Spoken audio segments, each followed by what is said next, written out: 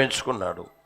పెరిగింది, పెద్దదైంది, చేతికి వస్తుంది కదా అనుకుంటా ఉన్నప్పుడు ఆ చిన్నది ఏమండి ఏమి రోగం వచ్చిందో మనకు తెలియదు కానీ, ఏమైందో మనకు తెలియదు కానీ చనిపోయింది. చనిపోయినప్పుడు అందరూ ఏడ్చుకుంటా ఉంటే ఆయన యేసు ప్రభు దగ్గరికి వెళ్ళాడు. యేసు ప్రభు ఏమన్నాడంటే విశ్వసించు అన్నాడు. యేసు ప్రభు లోపు ఇంటికి వచ్చేలోపు జనసమూహం కిక్కిరిసిపోయారండి, గొల్లు చేస్తూ ఉన్నారండి, శబ్దాలు చేస్తూ ఉన్నారు. యేసు ప్రభు అంటాడు, నాకు స్థలం ఇవ్వండి. ఇప్పుడు ఎందుకయ్యా స్థలం? ఇప్పుడు ఎందుకయ్యా స్థలం? ఏదో ఇంతకు ముందన్నా వస్తే స్థలం ఇస్తే ఏదన్నా బాగు చేస్తాం అనుకోవచ్చు, ప్రార్థన చేస్తే బాగుపడుద్ది అనుకోవచ్చు. పోయిందిగా, ఇప్పుడు ఎందుకు స్థలం? నా మాట ఏనరా, ఈ చిన్నది చెప్పండి గట్టిగా, ఈ చిన్నది నిద్రించుచున్నది, చనిపోలేదు అని అంటే వాళ్ళు ఏం చేశారంట? అందరు కలిసి నవ్వారు. అందరు కలిసి ఆ మాట విన్న వాళ్ళందరూ నవ్వారు. అందరూ ఆయన అపహసించారంట. ఏంట్రా చనిపోయి ఇంతసేపు అయి ఉంటే, చనిపోయింది మనం అందరూ ఏడుస్తూ ఉంటే చనిపోయింది అందరం వచ్చేసి ఉంటే ఈ చిన్నది నిద్రించుచున్నది చనిపోలేదు అంటున్నాడు అని అందరూ పక్కులు నవ్వి అపహసిస్తూ ఉన్నారు. ప్రియమైన వాళ్ళరా, చూడండి, వాళ్ళ మాట నెరవేరిందా, దేవుని మాట నెరవేరిందా? చెప్పరేమండి. వాళ్ళు అపహసించిన మాట అదే నెరవేర్చబడిందా? యేసు ఏమన్నాడు? ఈ చిన్నదే నిద్రించుచున్నది, చనిపోలేదు అని అలా చేపట్టుకుని అలా లేపాడు. యేసయ్యకి మహిమ కలుగును గాక. ఆయన మాటల్లో ఆయన ఏ రోజు వెక్కిరించబడేవాడు కాదు. దాన్ని గుర్తుపెట్టుకుందరు గాక. నీ జీవితాంతం గుర్తుపెట్టుకు. దేవుడు వెక్కిరించబడడు. ఆయన ఎందుకో ఆయన చెప్పిన మాట చెప్పినట్లుగా నెరవేర్చడం తెలిసిన, మొదటిది ఆయన దేవుడు. హల్లెలూయా. రెండవది ఆయన వెక్కిరించబడేవాడు కాదు. దాన్ని గుర్తుపెట్టుకుందాము గాక, దాన్ని ఆలోచన చేసుకుందాము గాక. రోజులు గడిచిపోవచ్చు, ఎన్ని రోజులైనా సరే నా దేవుడు చెప్పిందే చేయును గాక. రెండవ మాట చెప్తాను, చూస్తారా? చూడండి, జకర్యా పుస్తకం 9వ అధ్యాయం 9వ వచనం చూడండి.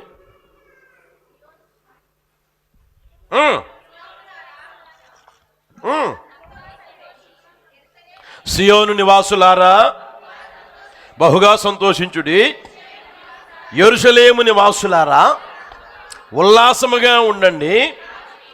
నీ రాజు నీతిపరుడును రక్షణ గలవాడును దీనుడునై గాడిద పిల్లను ఎక్కి, యేసయ్యకి మహిమ కలుగును గాక. ఆ మాట జాగ్రత్తగా చూడండి. అక్కడ సియోను నివాసులారా బహుగా సంతోషించు, యెరూషలేము నివాసులారా ఉల్లాసముగా ఉండండి, నీ రాజు నీ యొద్దకు వచ్చుచున్నాడు అని రాయబడింది. చూడండి, ఉల్లాసంగా ఉండడం, బహుగా సంతోషించడం. బైబిల్లో మనం ఆలోచన చేయగలిగితే, ఏమండి గుర్తిరగలిగితే, అన్నీ కలిసి వచ్చినప్పుడు కాదు, అన్నీ అనుకున్నట్లుగా జరిగినప్పుడు కాదు. బైబిల్లో ఉంది కదా, వారి ద్రాక్షారసములు విస్తరించిన నాటి సంతోషం కంటే ఆయన అధికమైన సంతోషం నా హృదయంలో కలుగు చేశాడు, పుట్టించాడు అని రాయబడింది. కీర్తన 4 కీర్తనలో మనం గమనిస్తే. అయితే ఇక్కడ బహుగా సంతోషించండి, ఉల్లసించండి అని చెప్పిన సందర్భం ఆలోచన చేస్తే, ప్రియమైన వాళ్ళరా, బ్రతుకులో తిన్నప్పుడు కలిగిన సంతోషం కాదు అది. బ్రతుకులో కలిసి వచ్చినప్పుడు కలిగిన సంతోషం కాదు. బాగా పండినప్పుడు కలిగిన సంతోషం కాదు. మీరు అపోస్తుల కార్యాలు 8వ అధ్యాయానికి వస్తారా? తీయండి, అపోస్తుల కార్యాలు 8వ అధ్యాయం చూడండి. 8వ అధ్యాయము 27వ వచనంలో మీరు చూస్తే, అప్పుడు ఐథియోపియల రాణి అయిన కందాకే క్రింద మంత్రి అయి ఆమె యొక్క ధనాగారం అంతటి మీదనున్న ఐథియోపియుడైన నపుంసకుడు ఆరాధించుటకు యెరూషలేమునకు వచ్చి ఉండెను. బాగా గమనించండి, అతడు ఫినాన్షియల్ మినిస్టర్, ఆ దేశంలో ఫినాన్షియల్ మినిస్టర్. ఆయన మినిస్టర్గా ఉండి దేవుని ఆరాధించేదానికి వెళ్దామని చెప్పి యెరూషలేము పట్టణానికి వచ్చాడు. యెరూషలేము పట్టణానికి వచ్చాడండి. ఆ తర్వాత ఆరాధించాడండి.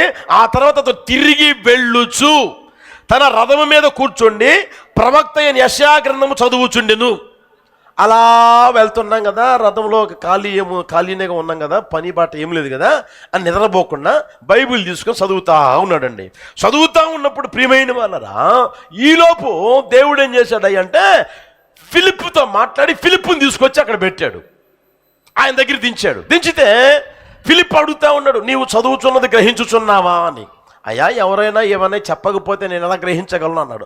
అప్పుడు ఆయన చదువుతున్న లేఖనానుసారాన్నిగా యేసయ్యను గురించి తెలియజేస్తే ఆ వ్యక్తి యేసయ్యను గురించి విని, యేసయ్యను నమ్మి, యేసయ్యను విశ్వసించి ఇప్పుడు అంటాడు, ఇదిగో ఇక్కడ నీళ్లున్నాయి, నాకు బాప్తిసం ఇచ్చేదానికి ఆటంకం ఏమైనా ఉందా? లేదు అన్నాడు. ఇద్దరు నెలలోకి దిగారు. ఫిలిప్ ఏమో ఆ ఫైనాన్షియల్ మినిస్టర్కి బాప్తిసం ఇస్తే ఆ తర్వాత బయటకు వచ్చి ఆయన దారిన ఆయన పోయాడు, ఈయన దారిన ఈయన పోయాడు అని రాయబడింది. వెళ్ళినప్పుడు మీరు చూడండి అక్కడ ఎలా వెళ్ళాడో చూడండి. వారు నీళ్లలో నుండి వెడలి వచ్చినప్పుడు ప్రభువు ఆత్మ ఫిలిప్పును కొనిపోయిను. ఆ నపుంసకుడు సంతోషించుచు తన త్రోవను వెళ్ళును. ఏ సంతోషం అది? ఇప్పుడు బాగా గమనించండి, ఏ సంతోషం అది? ఆరాధన చేసేదానికి వచ్చిన సంతోషమా, లేదా యెరూషలేము పట్టణానికి పోయి వచ్చానన్న సంతోషమా, లేకపోతే ఏ సంతోషం? గమనించండి, తన వ్యక్తిగత జీవితంలో ఆ రోజు వరకు మార్పు లేదు. వస్తా ఉన్నాడు, పోతా ఉన్నాడు, వింటా ఉన్నాడు, పోతానే ఉన్నాడు. తన వ్యక్తిగత జీవితంలో మార్పు కలిగిందంటే మార్పు కలగల. ఎప్పుడైతే తన వ్యక్తిగత జీవితంలో మార్పు కలిగిందో వెంటనే బాప్తిస్వానికి లోపడ్డాడు. బాప్తిసం ఎప్పుడైతే తీసుకున్నాడో వెంటనే సంతోషిస్తూ యేసయ్య ఏమండి యేసయ్యను స్తుతిస్తూ, యేసయ్యను ఆనందిస్తూ, యేసయ్యను గంతులు వేస్తా అలా తిరిగి వెళ్ళాడంటే ప్రియమైన వాళ్ళారా, యేసయ్యకి మహిమ కలుగును గాక. హల్లెలూయా. సియోను నివాసులారా బహుగా సంతోషించండి, యెరూషలేము నివాసులారా ఉల్లాసముగా ఉండండి. ఏ ఉల్లాసం, ఏ సంతోషం అంటే దేవుడు నిన్ను రక్షించిన సంతోషం ఉంది ప్రియమైన వాళ్ళరా. హల్లెలూయా. నువ్వు పాపంలో, ఏమండి నువ్వు రోగంలో, నువ్వు వేదనలో, లేకపోతే నీ దేవునికి విరోధమైన కార్యక్రమాల్లో తలమునకలే జీవిస్తూ ఉన్నప్పుడు ప్రభువు నీతో మాట్లాడి నీ వ్యక్తిగత జీవితానికి రక్షణ కలుగు చేశాడే, ఆ రక్షణ ఆనందం, రక్షణ ఆ సంతోషం నీలో ఉంది. ఆ సంతోషంతో నువ్వు సంతోషించగలగాలి. ఎందుకు తెలిసినా నీ రాజు నీ యొద్దకే, ఆ రాజు ఎవరు? నీతి పరుడు, తర్వాత రక్షణ గలవాడును. అంటే నీకు అనుగురించిన రక్షణ నీకు తెలుసు, నాకు అనుగురించిన రక్షణ నాకు తెలుసు. అది అది ఎరిగినప్పుడల్లా, అది గ్రహించినప్పుడల్లా, అది ఏమంటే కాస్త ఆలోచన చేసినప్పుడల్లా మన హృదయం గంతులు వేస్తూ ఉంటుంది, ప్రభుని స్తుతించాలని ఆశ పుడతా ఉంటుంది. ఎంత గొప్ప కార్యం చేశావు యేసయ్యా. హల్లెలూయా. ఒకప్పుడు నేను పాపినయ్యా, ఒకప్పుడు దుర్మార్గుడినయ్యా, ఒకప్పుడు లంచగుడినయ్యా, ఒకప్పుడు నీకు విరోధంగా తిరుగుతున్నవాడినయ్యా, ఒకప్పుడు తల్లి మాట తండ్రి మాట వినకుండా నాకు వచ్చిన ఆలోచన చొప్పున నడిపించబడిన వ్యక్తినయ్యా. ఈ రోజున ఇదిగో ప్రభా ఈ గొప్ప కృప ఇచ్చావయ్యా, నీలో సంతోషించగలిగే, నీలో ఆనందించగలిగే ఈ ధన్యత అనుగ్రహించావని ఆయన స్తుతిస్తా ఉండే అనుభవం బహుగా ఉల్లసించడం అంటే ప్రియమైన వాళ్ళారా. హల్లెలూయా. హల్లెలూయా. నీ వ్యక్తిగత జీవితంలో బహుగా ఆనందించు, బహుగా సంతోషించు, పరవలుదరకు గంతులు వేయి. అలాంటి అర్థం ఏంటి తెలిసిన? ప్రభువుని స్తుతించే అనుభవం. హల్లెలూయా. కనుక ప్రియమైన వాళ్ళరా, దేవుడు నీ స్తుతిని ఏ రోజు కూడా అంగీకరించని వారుగా ఉండరు. ఆయన మన స్తుతిని అంగీకరించే దేవుడు, అంగీకరించే రాజు. హల్లెలూయా. నీ రాజు ఎవరయ్యా అంటే ఆయన చెప్పింది ఆయనే నెరవేర్చే రాజు. రెండోది ప్రియమైన వాళ్ళరా, మనం స్తుతిస్తే ఆ స్తుతిని అంగీకరించే రాజు. మనం ఆనందిస్తే, మనం సంతోషిస్తే దాన్ని అంగీకరించే రాజు ప్రియమైన వాళ్ళరా. యేసయ్యకి మహిమ కలుగును గాక. ఈ మాటలు ఉంటున్నా నీ వ్యక్తిగత జీవితం అనుభవాన్ని ఒకసారి గుర్తిరుగు సహోదరుడా, సహోదరి. ఆయన్ని ఎంతగా స్తుతించగలుగుతున్నావు, ఎంతగా మహిమపరచగలుగుతున్నావు, ఎంతగా కొనియాడగలుగుతున్నావు, ఎంతగా ఏమని ఆయనలో ఆనందించగలుగుతున్నావు. బైబిల్లో ఉంది కదా ఏమని? అంజూరపు చెట్లు చదవండి గట్టిగా. హబక్కూకు పుస్తకం 3:17 చూడండి త్వరగా.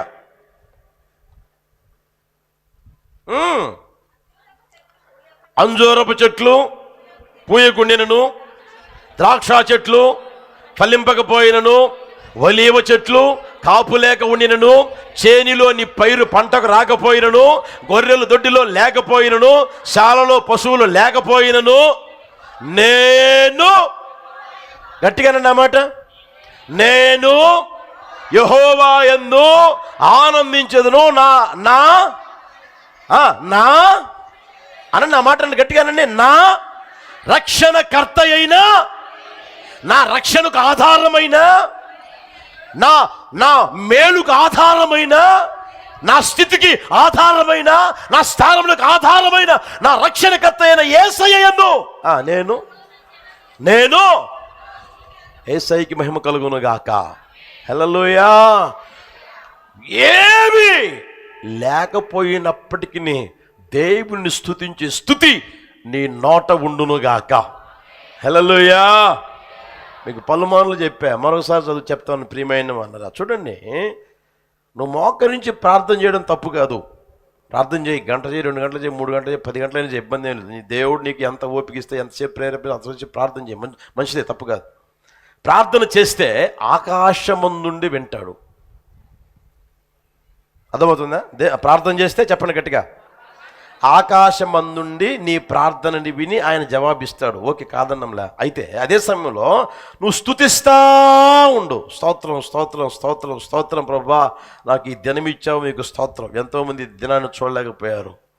నా సమాన వయస్కులు ఈ దినాన్ని చూడలేకపోయారు. నీకు స్తోత్రం. నాకు ఇచ్చిన ఆరోగ్యాన్ని బట్టి, శక్తిని బట్టి, బలాన్ని బట్టి, కృపను బట్టి, నీవు చూపిన ప్రేమను బట్టి, ఇదిగో నాకు అనుగ్రహించిన ఈ స్థానాన్ని బట్టి, ఈ స్థితిని బట్టి, ఈ పరిచర్ని బట్టి, ఇదిగో ఈ మందిరాన్ని బట్టి, సేవకులను బట్టి మీకు స్తోత్రం స్తోత్రం స్తోత్రం. అన్నీ దేవుడు నీ జీవితంలో చేసిన ఒక్కొక్కటి తలంచి స్తోత్రం చెప్తా ఉండు, స్తుతిస్తా ఉండు, కొనియాడుతా ఉండు. ఆ రోజుల్లో దేవుడు చేసిన కార్యాలు ఉన్నాయా లేదా? ఒంటరిగా ఉన్న అబ్రహాముని పిలిచావు ప్రభా, ఎక్కువ మంది అయ్యేటట్లుగా నీవు ఆశీర్వదించావు. ఒంటరి వాడిని పిలిచి అయ్యా అంతగా ఆశీర్వదించావు. ఇస్సాకు తోడుగా ఉండి కార్యం చేసిన దేవుడు, యాకోబుకు తోడుగా ఉండి కార్యాలు చేసావు. ఎర్ర సముద్రాన్ని పాయలు చేసావు. బానిస బ్రతుకుల నుంచి విడిపించావు, నా బానిస బ్రతుకుల నుంచి విడిపించావు అని దేవుణ్ణి నువ్వు స్తుతించి మహిమపరచ, ఆయన పొగడి ఘనపరచగలగాలి. ప్రియమైన వాళ్ళరా, ఎంతగైతే నువ్వు స్తుతిస్తూ ఉంటావో దేవుడు ఎక్కడుంటాడంటే, ఇప్పుడు గట్టిగా చెప్పండి, ఆకాశమందు ఉండడో ఎక్కడికి వస్తారంట? నీ స్తుతులు మీదికి వచ్చేస్తాడంట. ఇప్పుడు దేవుని నీకు దగ్గర చేసేది ఏది? నోరు తెరవండి. జలగలాగా ఉదయాన్నే ఇమ్ము, మధ్యాహ్నం ఇమ్ము, సాయంత్రం ఇమ్ము, అర్ధరాత్రి ఇమ్ము, వేకుజామును కూడా నోరు తెరవండి. ఏ రోజైనా చూడు ఇమ్మే కానీ ఏమండి, దేవా నీకే స్తోత్రం, దేవా నీకు స్తోత్రం, దేవా నీకు మహిమ, దేవా నీకు ఘనత, దేవా నీకే మహిమ, నాలో ఏమున్నదయ్యా, ఇదిగో ఏ యోగ్యత ఉందయ్యా, ఆకాశమందు నీవు తప్ప. చెప్పండి, మరి ఆయన్ని పొగిడి, ఆయన్ని మహిమపరిచి, ఆయన్ని ఘనపరిచి, ఆయన స్తుతించి అనుకో, నీకు వస్తుందా? ఆలోచన చేయండి మీ వ్యక్తిగత జీవితంలో. కనుక ప్రియమైన వాళ్ళరా, మన వ్యక్తిగత జీవితం చేయవలసిన పని ఏం తెలిసినా ఆయన స్తుతించాలి. నీలో ఆ రక్షణ సంతోషం ఏమండి కనిపించేటట్లుగా నువ్వు ప్రత్యక్షపరచబడి అనుకున్నప్పుడు దేవుని స్తుతించాలి. దేవుని స్తుతించి ఎంతగానో స్తుతించు. గంట సేపు ప్రార్థన చేయాలనుకుంటే రాసి పెట్టుకోండి. గంట సేపు ప్రార్థన చేయాలనుకుంటే 40 నిమిషాలు దేవుని స్తుతించు, 20 నిమిషాలు ప్రార్థన చేయి చాలు. హల్లెలూయా హల్లెలూయా. 4 గంటలు ప్రార్థన చేయాలనుకున్నావా, 3 గంటలు ప్రభుని స్తుతించు.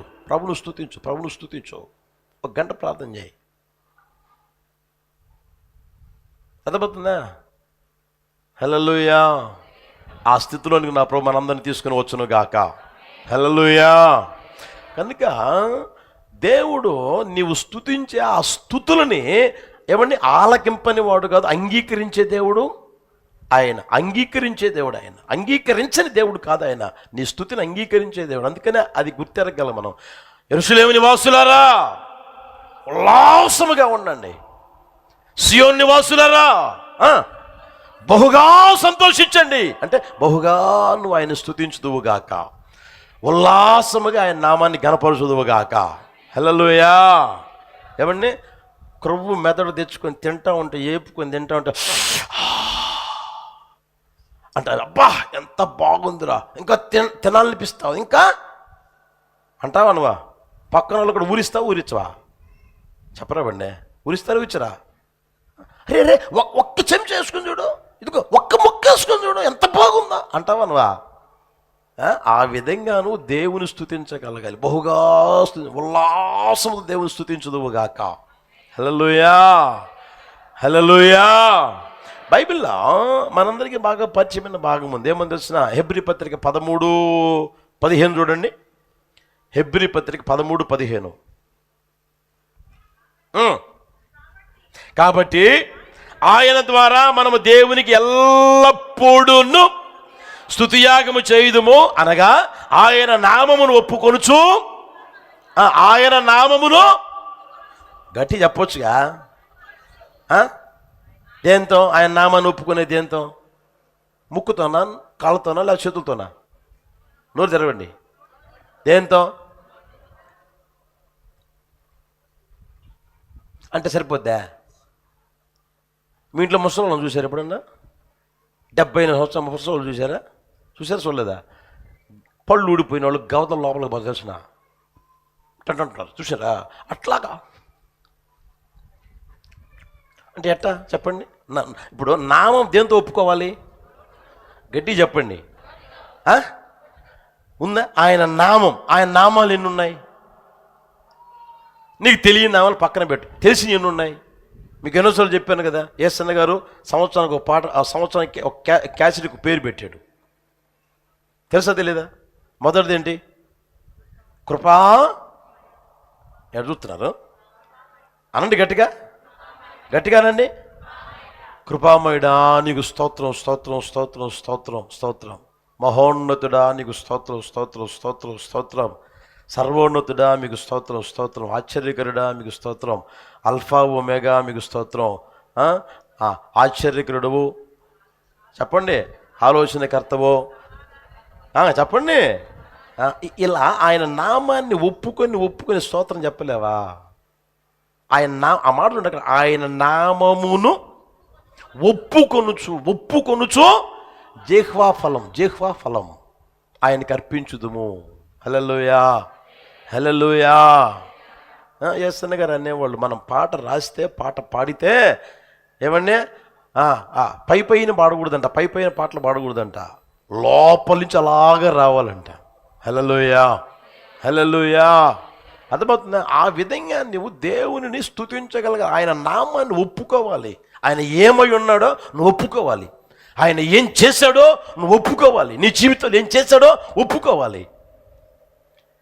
ఏ ప్రార్థనకి ఎలా జవాబిచ్చాడో ఒప్పుకోవాలి. నీ పిల్లల జీవితంలో ఏం చేశాడో, నీ కుటుంబంలో ఏం చేశాడో అర్థమవుతుందా? ఇల్లు లేనప్పుడు ఎంత బాధపడేదానివో, ఇల్లు ఇచ్చిన తర్వాత ఎంత సంతోషంగా ఉన్నావో, ఉద్యోగం లేనప్పుడు ఎలా ఉన్నావో, ఉద్యోగం ఉన్న తర్వాత ఎలా ఉన్నావో, నీ బ్రతుకు అధోగతి పాలైనప్పుడు ఎలా ఉందో, తర్వాత నీ వ్యక్తిగత జీవితాన్ని కనికరించి జాలి చూపి నిన్ను లేవనెత్తిన స్థితి ఎలా ఉందో, ప్రతిదీ నోటితో ఒప్పుకోవాలి. నువ్వు జిహ్వా ఫలాన్ని అర్పించాలి. ఆయన నామమును చెప్పండి ఒప్పుకొనుచు జిహ్వా ఫలం అర్పించగలగాలి. ప్రియమైన వాళ్ళు, అట్టి కృపతో ప్రభు నింపును గాక. హల్లెలూయా. మత్తయి సువార్తమానం 21:9 చూడండి. మత్తయి సువార్తమానం 21:9 గమనించండి.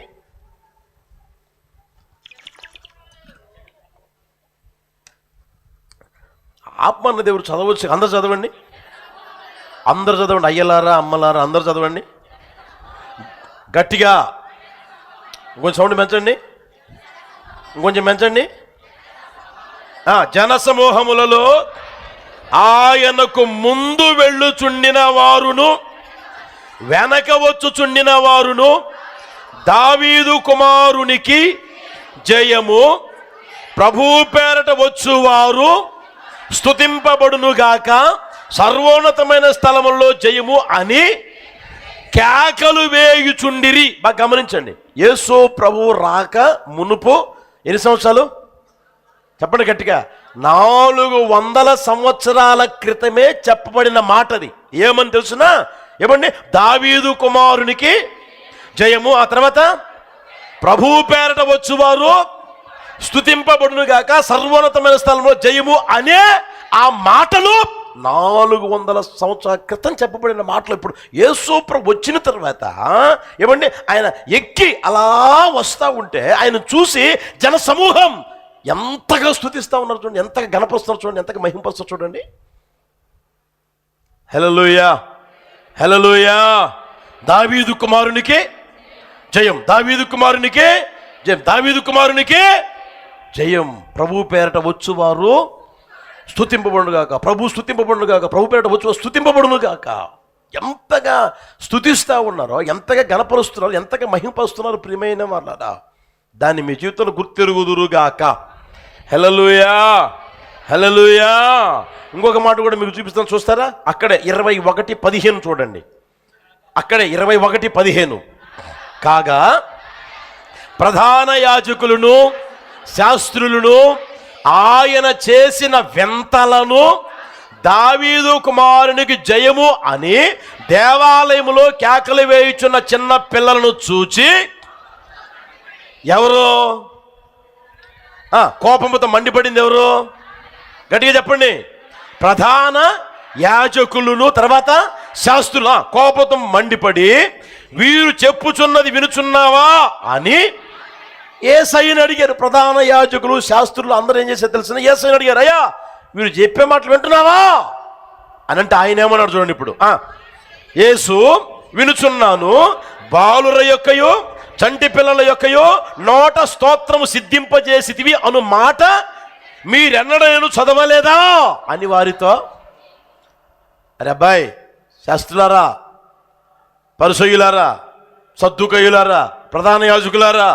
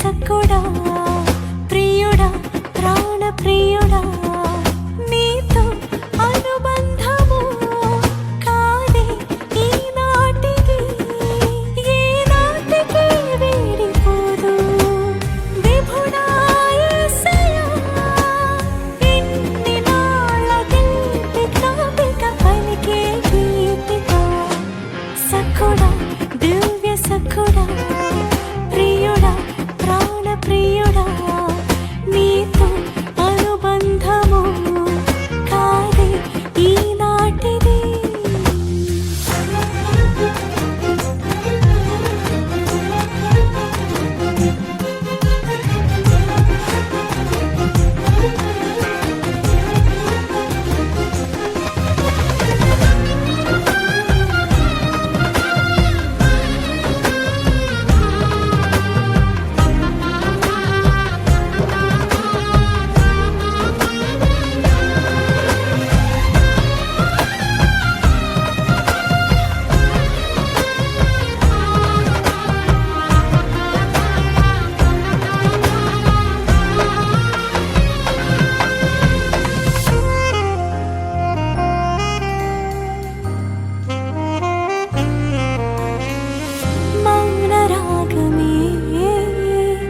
మధురగానమై మరుపురానిదై మదిలో నిలిచెగా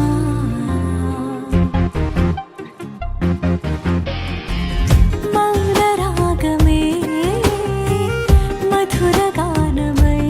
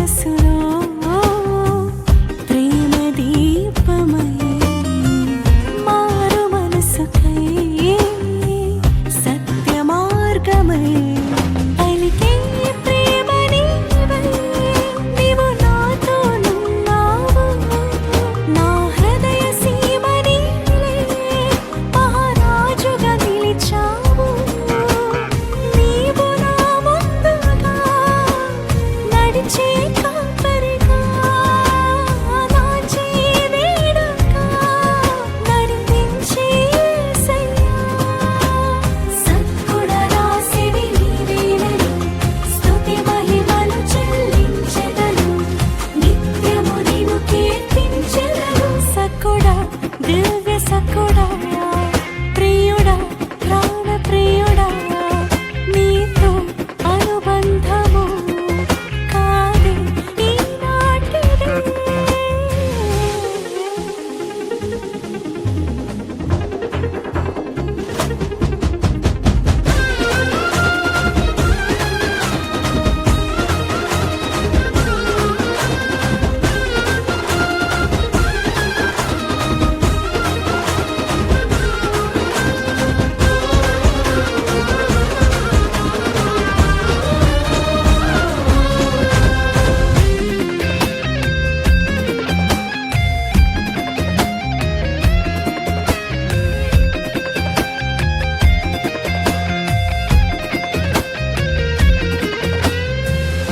రమ్యమైనది భాగ్యమైనది నిత్యమైనది సరిపోల్చలేనిది.